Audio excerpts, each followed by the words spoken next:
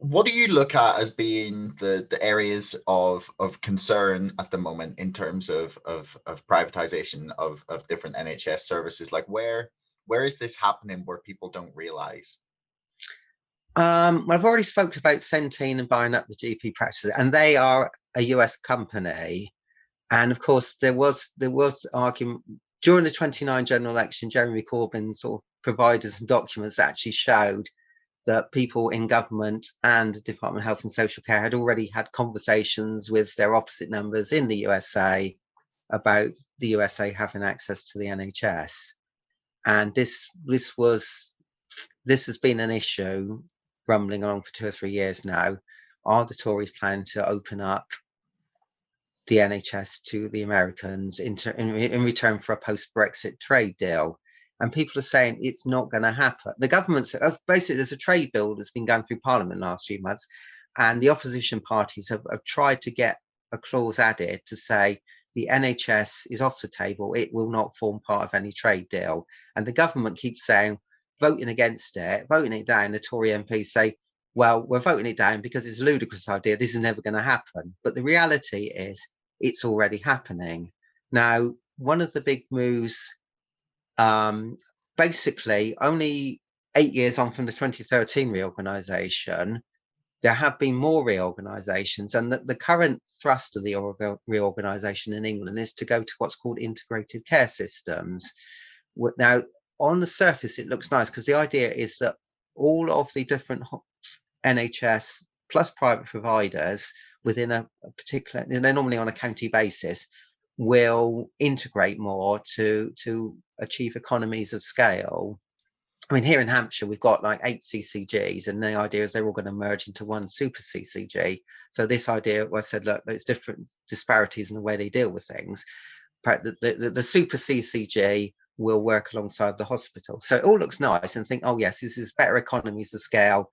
This is going to be more efficient. The thing that the government don't tell you is, and also it was portrayed in the media, there'll be less contracting with the private sector.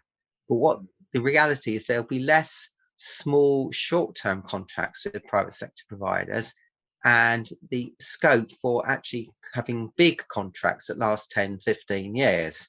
Now, in Hampshire, the sort of the shadow integrated care system, because the legal basis for this hasn't been established, because the government originally, when Theresa May didn't have a majority, they just couldn't get it through Parliament, and obviously with COVID and everything else and Brexit's happening. But the plan is to actually get the legal basis for it this year. But the Hampshire integrated care system, there's something that's becoming a big issue is called health population management. The idea of lots of data about who your people are, what sort of illnesses they're affecting people in a particular population, sort of what treatments are happening, recovery times. This is a massive market, and there's a lot of US companies that are experts in this market and are increasingly trying to buy into it. And the Hampshire, although the capacity to do this work exists in the NHS, in Hampshire, they have Hampshire and Isle of Wight, they've actually recently let a contract to a company called Cerner, which is a US-based multinational, to do this work, rather than invest in existing NHS provision. Again, also something that's happening increasingly is the NHS Trust will actually, this one really does surprise me, a lot of people, occupational health for NHS staff, which used to be run by the NHS. So if NHS staff have got a long-term illness, how will it affect their work? They will go and see an NHS nurse or doctor. Now that is increasingly being outsourced to private companies. Again, you look quizzical.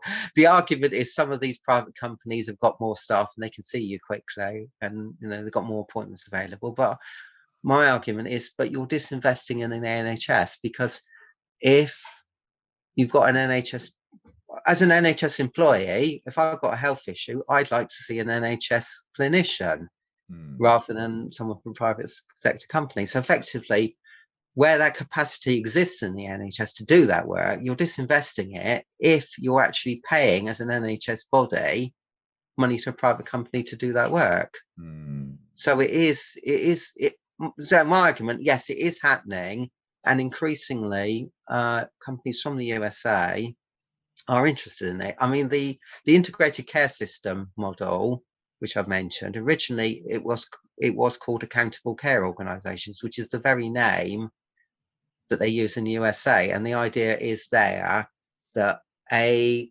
accountable care organization gets given however many millions or billions for a year to provide care for its population. If they successfully manage to ration that care, because they've got private sector involvement, effectively any money they don't spend, they can keep, which again there doesn't seem to be any safeguard to prevent that happening in Britain. So it's not clear who the ultimate budget holders will be for these organisations that have been set in embryo at the moment, and the scope for private sector involvement and private sector profiteering from them.